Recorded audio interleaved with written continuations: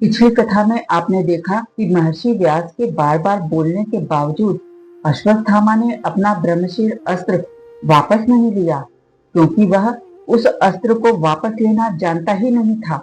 इसके बाद उसने एक और महापाप कर दिया।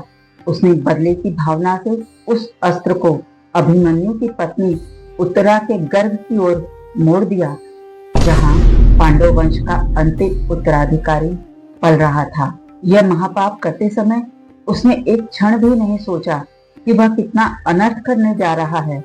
उत्तरा भय से कांप उठी।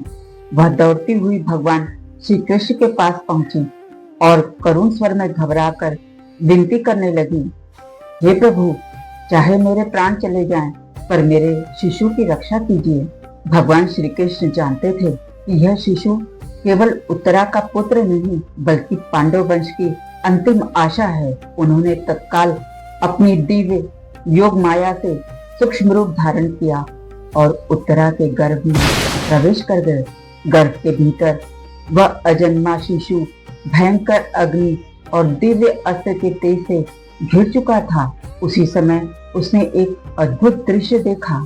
उसके सामने श्याम वर्ण पीतांबरधारी दिव्य पुरुष प्रकट हुए। उनके शरीर से निकलने वाला प्रकाश हजारों सूर्य के समान तेजस्वी था। भगवान ने अपने दिव्य तेज से शिशु के चारों ओर कवच बना दिया। इधर शिशु की रक्षा होते ही अर्जुन ने झटके से तलवार लेकर अश्वत्थामा के मस्तक पर लगी मणि को चीर दिया। अर्जुन क्रोध में उबल रहे थे। उनके पुत्रों के शव उनके दिल को चीर रहे थे। उसकी मणि नीचे गिरी और साथ ही उसके मस्तक से रक्त बहने लगा। यह दिव्य मणि उसके मस्तक का तेज और शक्ति थी।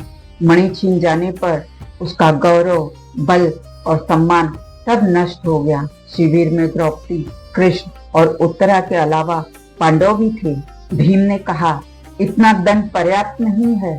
कृष्ण तुरंत बोल पड़े, मैं अश्वत्थामा को मृत्यु से भी कठोर दंड देता हूँ। और उन्होंने अश्वत्थामा को कठोर श्राप देते हुए कहा, तुमने अधर्म की सारी सीमाएं पार कर दी हैं। तुमने सोते हुए राजकुमारों की हत्या की और एक निर्दोष गर्भस्थ शिशु को भी मारने का प्रयास किया। इसलिए तुम हजारों वर्षों तक पृथ्वी पर भटकते रहोगे। इतना कहने के साथ ही सैनिक अश्वत्थामा को शिविर से बाहर ले जाने के लिए घसीटने लगे और उसे बाहर ले जाकर ढकेल दिया। भगवान के श्राप से अश्वत्थामा का शरीर घावों से भर गया। उससे रक्त और पीप बहने लगा।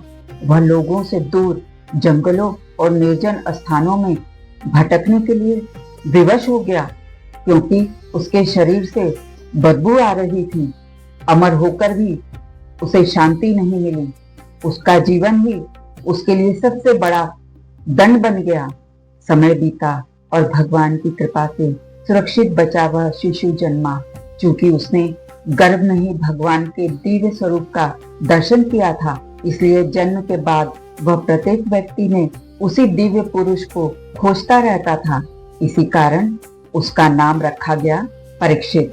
कथा का सार, लाख संकट आए, मारने वाला से बचाने वाला बड़ा होता है। कृष्ण भगवान ने हर संकट से पांडवों को बचाया है। कृष्ण भगवान के कारण ही पांडव वंश आगे बढ़ा। जय श्री कृष्ण।